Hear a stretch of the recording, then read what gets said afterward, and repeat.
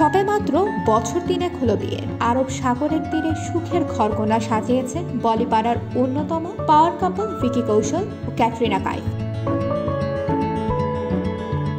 ইতোমধ্যে কৌশল পরিবারের বৌমা ক্যাট সুন্দরী যে পুরো দস্তর সংসারী হয়ে উঠেছেন সে কথা আগেই ফাঁস করেছিলেন স্বামী ভিকি। একেবারে কড়া হাতে সংসার খরচের পাই পয়সার হিসেব রাখেন অভিনেত্রী।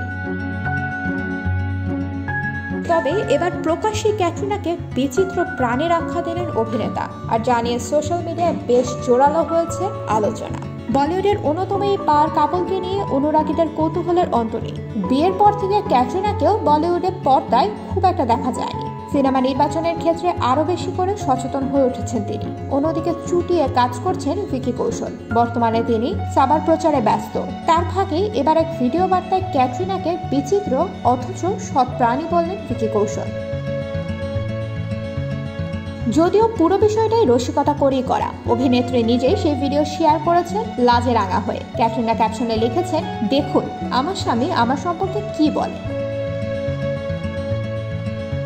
প্রসঙ্গত, বলিউডের বর্তমান প্রজন্মের প্রথম সারির অভিনেতা হয়েও ভিকি কৌশল এখনও সাদামাটা জীবনযাপনে বিশ্বাসী। এক সাক্ষাৎকারে নিজেই সে কথা জানিয়েছেন। স্ত্রী ক্যাটরিনাও হিসাবী। সংসার খরচ ঠিক করার জন্য বাড়ির সব পরিচারকদের একত্রিত করে রীতিমতো বৈঠক করেন তিনি, যা দেখে বেশ মজা পান ভিকি কৌশল। এক সাক্ষাৎকারে এর আগে অভিনেতা জানিয়েছিলেন, সব থেকে মজার বিষয় হচ্ছে ক্যাটরিনা প্রতি সপ্তাহে বাড়ির পরিচারকদের টিম নিয়ে মিটিংয়ে বসেন।